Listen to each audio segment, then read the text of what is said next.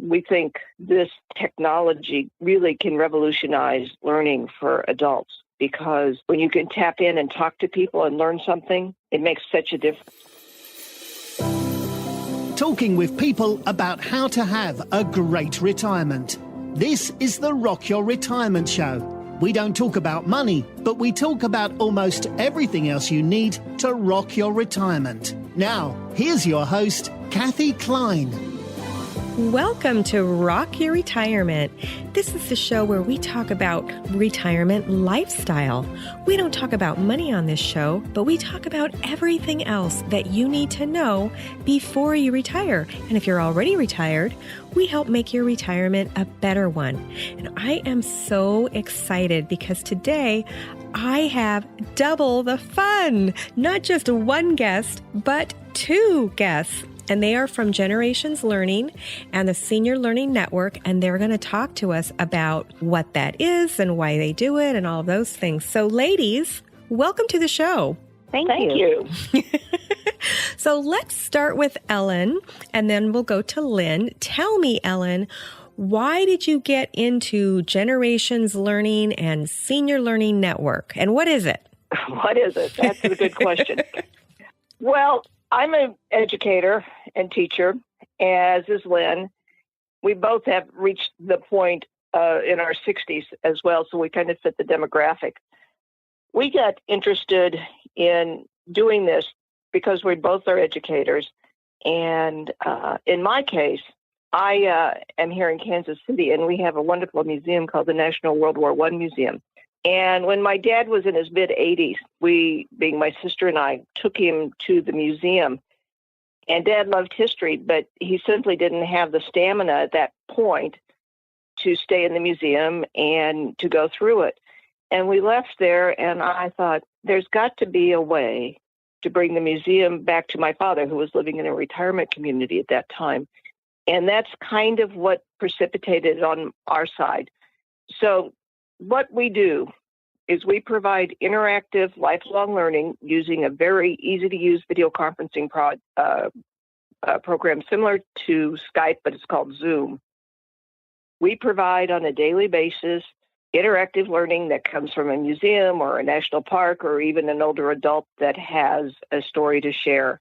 And it will go to a retirement community, a walk-in community senior center, or to individuals within their homes. The part that goes to senior centers and retirement communities is the Senior Learning Network. And the part that we're still under pilot with is called Generations Learning. But both do the same thing. Through interactive video conferencing, they're able to see and talk to people across the United States and internationally. So that's what we're all about. Oh my gosh, that sounds super cool. So Lynn, anything to add? We had worked together previously, Ellen and I, and we had used some video conferencing in some of the schools where we were. And it was for the students, it was so exciting because you just bring the world into your classroom. It was just such a wonderful way to learn. And so we were looking at ways that we might be able to use the technology. And when we first began, the technology, we could only go to centers because it was not multi-point like this is. And we can get, 200 people on at one time if we wanted to. But yes, the technology wasn't there to go to individuals. So we're really excited, like right now, because we're in the kind of the pilot stage for the individuals. And, all they need is a computer and internet connection, and they can get on and they can listen to things. They can have a conversation. It's just, for us, it's fun.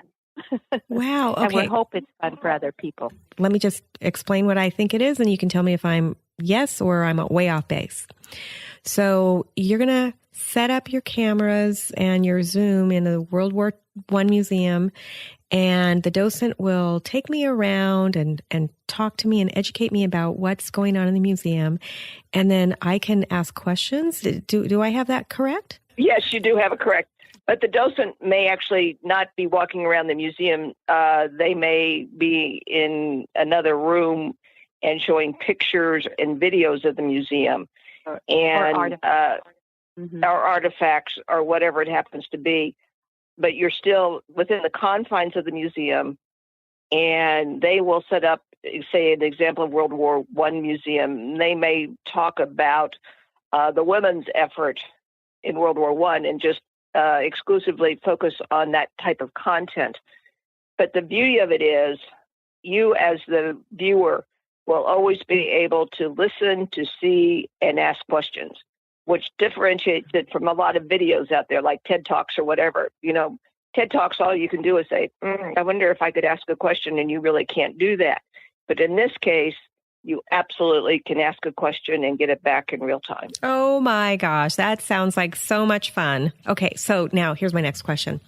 So I've done a couple of live videos like on Periscope and Facebook Live, and people can't verbally ask a question, but they type things on the screen. And I have to tell you, I find that to be so confusing when people are typing things because it scrolls off the screen. Have you ever seen a Periscope or a Facebook Live? Yes.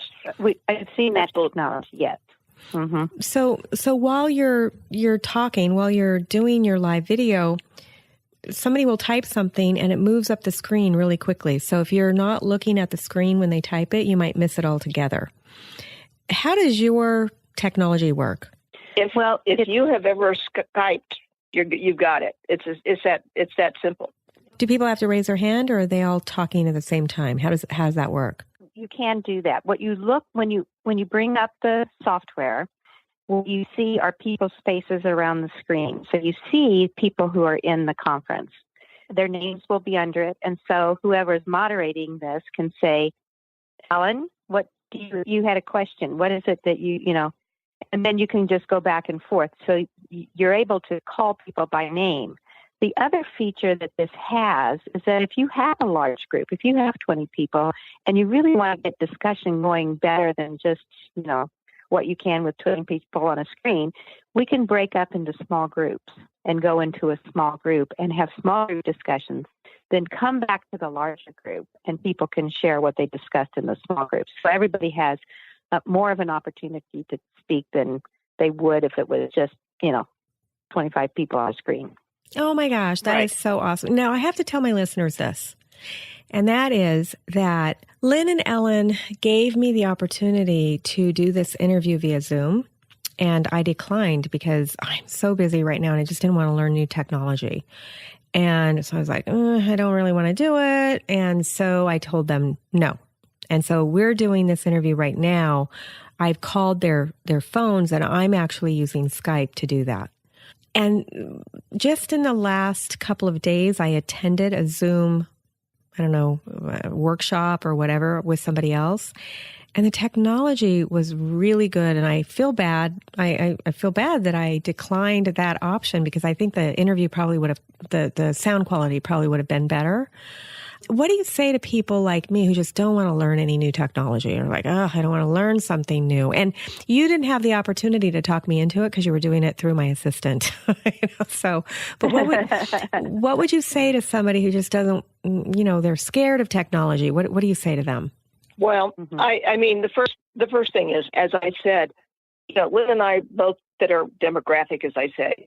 But if you can click on a URL on the computer, if somebody sends you a link and you can click on it and go to that site, you can use Zoom. And Zoom is that easy.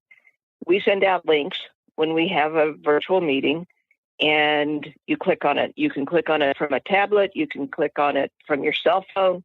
You can click on it from a computer. And the camera will pick it up, and the microphone in the computer or the tablet or the cell phone will pick it up, and you're going to be able to see and talk to them. So if you can click on a link that anybody would send you and say, hey, go check out this site, you can use Zoom. It's that easy. We do a lot of testing with people too. If they're afraid they're not going to know how to do it, we'll test with them before. So they just say, well, we're going to set up this time. I'll send you the link and you can just test it. Awesome. So they can just test it and go in, whether or not we're in the room, because, we may or may not be in the room, but you can see yourself and you can see, I'm in the room. Let's say I'm sitting around at home in my my sweatshirt and my sweatpants, and I haven't washed my hair in 3 days. What if I don't want to be on camera? Then what? Well, there is an option that you can turn your camera off. Oh, thank goodness. and that has happened, and it's okay. It's okay. Some people just don't like to see themselves, because you sit there and you look at yourself, and it's just kind of odd. But when you first start doing it, once you get to know people, and you get more relaxed, and most people will turn their camera on at some point. Right. I mean, it's the kind of thing. Once you're used to it, and Lynn and I can both attest to this, we have made remarkable friendships with people across the United States, and we have actually never met them in person. Oh, that is awesome. Right. Right. But we would know them anywhere. Right. And you know what they look like because you have a picture of them. Uh-huh. Right. Right. Yes. And it's not a glamorous picture. Like the picture on my website is the glamorous me, not my real me. No, you see the real me. Right. I mean, the picture we sent you is us in a video conference, to tell you the truth. Love it. But it's that neat. I mean, that you really feel like you know people. And if they flew into Kansas City and we met him at the airport, we would have no trouble about picking that person as they come out through the gate. And they're good friends. We would take them out, immediately go to dinner, and have the best time with them. It's not like you have to learn anything about them because you already know them. Oh, I love it. Okay, so that's Ellen speaking, right? Mm-hmm. Yes, that is Ellen speaking. Okay, so Ellen, you're the one that took your dad to the museum, right? And then he couldn't. Yeah. Okay, yeah. So that was your idea to kind of start this. What about Lynn? What sort of drove you to start in this business? Really, we were sitting in Panera's one day, because we like to call that our office away from home. And we were talking about video conferencing and the power of video conferencing. And it was, when Ellen's dad was in that condition. And I don't know, it just kind of hit us both at the same time. So it was, we could do this. We could actually make sure that people get to see things that they can't see or don't want to go that far to see. So it was kind of that aha moment when we were both sitting there. So it kind of happened all at once. So it was together. You came up with the idea together. So a couple of guys might have been having a beer. You were a couple of girls having a cup of coffee. That's right. Exactly. Exactly. I love it. Okay, so and a cookie. And a cookie. Yeah, you can't forget cookie. Can't forget the cookie. That's for sure. Uh-huh. Okay, so you came up with the idea, and then you started this business. So is it a 501c3 or is it just a regular business? It is a 501c3. Okay, and for my listeners who don't know what that is, we're talking jargon. You're like, what the heck is a 501c3? What that means is that it is a nonprofit organization. So if you wrote a check to them, then for not for the service, but if you wrote a donation to them, you'd be able to deduct that off your taxes. Is that correct? That's correct.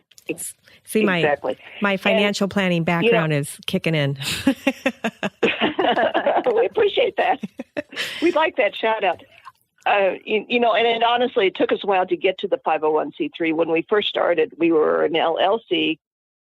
And then over time, we decided to take it to the nonprofit status.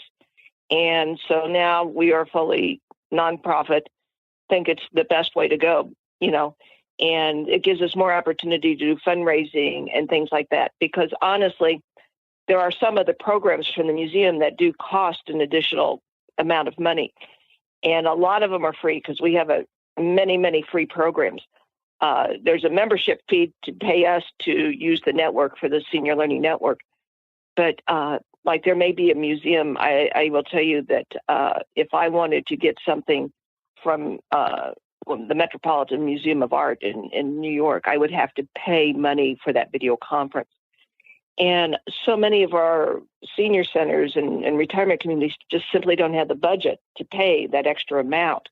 And so we're now talking about doing, fundraising so that we can help offset that cost. So more opportunities will be out there to learn new things. So we need to get you a big donor to send you a big check so that more and more people can be educated about, these different museums. Is it just museums where you live, or do you do things outside of where you live as well? Oh my goodness. We have had programs from Hawaii. We've had programs from Japan, Germany, all over the United States. There's no limit other than time. Time sometimes is a factor because of the difference. The one that was really a difficult one, but we made it, was from Australia to Ashkenazi. Mm-hmm. And so we were in video conference late afternoon our time.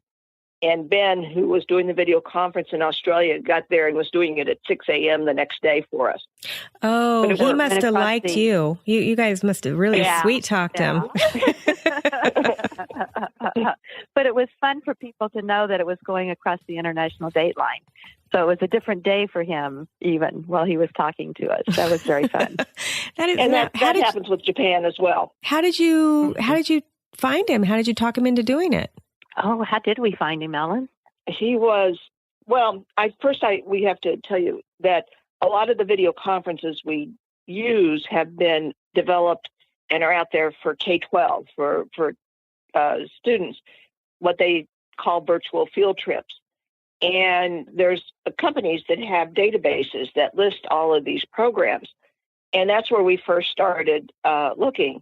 And then we would reach out to, say, Ben, who's in Australia, and say, no, we would like for you not to do it with students, but with older adults. And Ben and everybody else has been very excited about it, because if they can provide something to a middle school student or a high school student, they can easily just slightly change the content and present it to adults. And they really enjoy it because they don't have to worry about academic standards when they're talking to our group of people. And so, we've borrowed from those type of databases, and we've developed our own programming. One day I decided that I wanted to reach out to the Franklin Delano Roosevelt Presidential Library in upstate New York. Jeffrey Urban, who's the director of education, says, oh, I'd be happy to do that, because he'd been traditionally doing it with K-12. And now Jeff is one of our premier providers on our network, and a funny guy who has a great knowledge of history. So we are constantly looking for new programming, new contacts, new people to present, to have an interesting story. Like here in Kansas City, there's a gal who presents on the network who's now 87. And when she quit nursing at 75, she said, oh, I think I'll go to the Peace Corps, and went to Malawi, Africa for 3 years. Oh, my goodness. That is amazing. Yeah. And so now she presents on her time as an older Peace Corps volunteer in Africa. And she's 87. And does she live there now, or is she presenting from here? No, she's here. Okay. But she was there for 3 years goodness. Talks about her time. So she was 75, 76, 77 when she was in Africa. Now she's 10 years later. Wow. But she's here and talks about it. Yeah. Oh, my goodness. That is great. Okay, we are going to take a short break, and then we'll be back with Lynne Beachner and Ellen Ervin to talk about Generations Learning and Senior Learning Network. We'll be right back. Is it time for a pantry makeover? Hi, my name is Lisa Woodruff, and I'm a professional organizer and productivity expert. And my question to you as you rock your retirement, is it time for a pantry makeover? I want you to think about what are your favorite foods and anyone who is full-time living in your house with you. What I think you'll find is a lot of the things in your pantry are things that your children like to eat or things that you serve on a seasonal basis. But your pantry should really only have your everyday foods in there. So make a list. What are your favorite seasonal foods? And what foods do you typically serve for family and friends? And then think about how often you have the family and friends over. Have your pantry reflect how you daily use your food. Declare a pantry amnesty day and clean it out. Donate all of your unexpired foods that are not daily loves to a local food pantry and start over. Check out the Organize 365 podcast for more on how to get organized as you rock your retirement. Okay, we're back with Lynne Beachner and Ellen Ervin from Generations Learning and Senior Learning Network. Welcome back to the show, ladies. Thank you.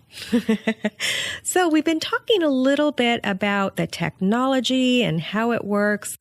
So Lynn, Ellen told us that her favorite conference was the Ask an Aussie, where it was in Australia and went across 2 date lines. What was your favorite? Well, one of my favorites was from Channel Island, and what they do there, they do a live dive. And so the diver is underwater in all his gears, bubbling, bubbles coming up all around him, talking to the people. So you can see him, you can ask him questions.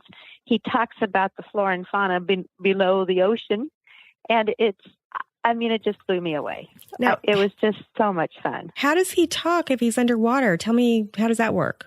Well, he has a kind of like a helmet on, so that he does have air inside. So he's able to speak inside, and he just is connected to air through a tube. So he can talk underwater. That sounds awesome. I love it. Uh-huh. Now, see, I would be a smart aleck, and I would just want to make sure that it was live, and I would say, okay, can you spin a circle now for us? We want to make sure you're live. He would do it. I bet. So this really sounds amazing. Now, have you ever been part of another class that's going on at the same time that maybe they're not doing it specifically for you, but it's a class, and then you bring in your equipment, and so you kind of get 2 for the price of 1? Has that ever happened? We have visited centers before where we've brought in speakers. We brought in a speaker from the National Martin Luther King. Well, it's the Martin Luther King Museum. There was someone else on that call as well. That was for an auditorium of people that we brought in this person so that they could speak to them from the museum. It was on civil rights a couple of years ago. Okay. And then did the museum bring in the people, or did you? We did. Okay. We were in an auditorium. We brought in. So you've done things where it wasn't just on the computer, but have you ever done joint ventures with other organizations where they were, let's say, here in San Diego, we have an organization called Oasis, and they do in-person, 3-hour for people over 50. Would you ever co-work with somebody like that where they were going to do something anyway? You brought in your cameras and put it out to the world? Or is that really not on the table just because of logistics? We have actually talked to people about that, and it just hasn't worked out yet. Have computer will travel, and we would love to do that. We have talked to Oasis, but their focus has always been in premise. You actually go there. Right. And they have talked about trying some other programming that brings people in virtually as we do. So we're open to about anything. We offer our network up to our members for professional development and staff training as well. So we do all kinds of different things. We think this technology really can revolutionize learning for adults, because when you can tap in and talk to people and learn something and ask questions. Ask questions. That's the best part, that it is truly interactive. I love that. Okay. So any stories about any of your members, something that happened that was, that we should know about that was funny, or, anything that anything come to mind? One of our first members is from Minnesota. And I remember she requested a program from the Smithsonian, which is a free program. And so she lives in an arts community. So she advertised in her community. She has a walk-in center there. She advertised to the artists in the community. It's kind of a small artsy community. When she talked to the docent, she kind of was setting it up before, and the docent said, "Oh, I'd love to see some of the work your people are doing." And so she, sent out, an email and told them to send her things. And so she then put them all together to send to the docent. While they were talking and then she had the program, the conference. And so while they were talking, the docent started talking about their work and how impressed she was with their work. Oh my gosh. And she said, here, take this. This is a bead that is in the museum. And I can tell you that this is not totally handmade, whereas what you have done in this picture was totally handmade. And it's a much, you could be in the Smithsonian. And oh my they gosh. were like, how do we do that? So, I thought that was a great story that she told us. That was a great story. Thank you for sharing. That's awesome. Do you know if anything ever came of that? I don't know. Do you know, Ellen, if anything came of it? I don't know. It's those kind of things. And honestly, this person is much involved in what we're doing and has been with us from the beginning. She also decided to have a video conference from NASA, and NASA no longer provides video conferences because their budget got cut. But before that, she had a thing on space robotics, a video conference, and she invited in the kids from the high school class that were taking robotics. And so she had an intergenerational presentation with the older adults and the students. And the students, when they were done, they were just amazed because they actually got to see an astronaut in training in that humongous swimming pool that they have. But what they couldn't believe was that the seniors had this technology so they could talk to these people in real time, and they didn't have it in their school. I wonder if they have it now. That's funny. I don't know, but Lilia's kind of like that. She thinks outside the box, and we have others that do the same thing, that are always trying to bring other people in from the community to share things on the network. Wow, that's great. So right now, your main focus is working with groups like senior centers or assisted living facilities, independent living. Is that correct? And then the individual is coming up. It's not fully fleshed out yet. Is that correct? That's correct. We're in pilot right now, so we're hoping that. And people can join the pilot if they want to. Anyone can at this point. So the more people, the merrier, I always think. So if you know people that are interested, just send them our way. Okay, absolutely. And there's no cost to the pilot at all. No cost. That sounds good. Yeah. I like no cost. Yeah. Okay, let's talk about the cost though. Let's talk about what the senior centers or the assisted living, what would they pay to have a program in their facility? We offer kind of a tiered type approach. A senior center retirement community can join us at $40 a month, and they can have a program a day if they want it. It's unlimited. Or if they don't want to have it that often, they can do a pay-as-you-go, and that would be every, say, 3 or 4 months they want to have a video conference, and then we just charge them $45 to set it up. We've had, because basically much of what we do is scheduling. So we've had a piece of software that was developed for us exclusively so that we can keep track of all the things that are going on in the network any one given day, because we may easily have 3 or 4 or 5 different video conferences happening every day. And so that's how we handle that. $40 a month for a senior center retirement community, unlimited programming. Or they can do a pay-as-you-go, and that's $45. Wow, that's great. So let me ask you something. I do work with a lot of communities, and usually they'll have, a room where they show movies. Is that usually where they're held, or are they held somewhere else? Are they held in groups? Do they push it to their rooms? How does that work? They generally have it in their community room, because they have a large screen TV, and you just hook your computer right up to that. So you can see them right there on the large TV screen, or a projector. You can use a projector.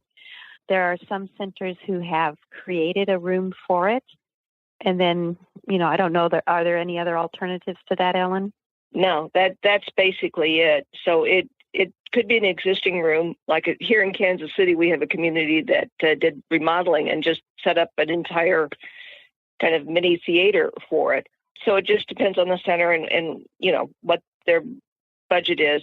Most of them are just taking an existing room that they have a large screen monitor projector and setting it up, and that will work just fine. That's great. And a lot of like I was saying, a lot of the assisted living communities where I live, and there's like 400 of them here, they have a screening room for movies. And it seems like that would be a great place for it too. Yeah. Mm-hmm. As long as they have internet connectivity. Mm-hmm. Yeah. Oh, it's amazing what technology does these days. I mean, I am so excited. And let me tell you, how can I sign up for your free pilot for individuals? Oh, well, just as long as we have your email address, we can get to you. And it's genlearn.org, short for generationslearning.org. And it's just sign up there. GenLearn, GenLearn.org, short for Generations Learning. It tells you about the free pilot on the website? Yep, it actually does. And that's where they sign up. There's a form. They just fill it out. Awesome. And it's not going to be free forever. So if you're listening to this episode in like 2020 or something like that, I can't guarantee that it'll still be free. Right now, it's 2017. It's currently a free pilot. That pilot will end at some point. So if you're interested and you're hearing this, you should sign up right away. Right, ladies? That's right. It'll be fun. And there's no pressure as far as whether you continue or not, but at least get a taste of it. I think people like it once they try it. Yeah, absolutely. And if you're a executive director of a senior center or of an assisted living community, how would they reach out to you for that $40 a month program? SeniorLearningNetwork.com. SeniorLearningNetwork.com. And at the top of the screen, there's our contact information. There's our 800 number and an email address. And what's nice is we do answer the phone. You can't say that about everyone, can you? No, you can't. We're very accessible. So we are. If you are interested at all about attending one of these super cool workshops, how long do they usually last? An hour, 3 hours? How long are they? No, about 45 to an hour. Oh, 45 minutes to an hour. That's awesome. I mean, almost all of us have 45 minutes. So if you're interested in learning something new and participating, getting to know other people in the virtual classroom, head on over to genlearn.org and sign up for the free pilot. Or if you're in assisted living or you're part of a senior center, talk to the executive director about putting that inside the center so that you can share your experience with others in person. Anything that you would like to say, ladies, before we say goodbye? Well, I will tell you that for our Senior Learning Network, any senior center that signs up, their first video conference is always free. Even better. I love free stuff. That's great.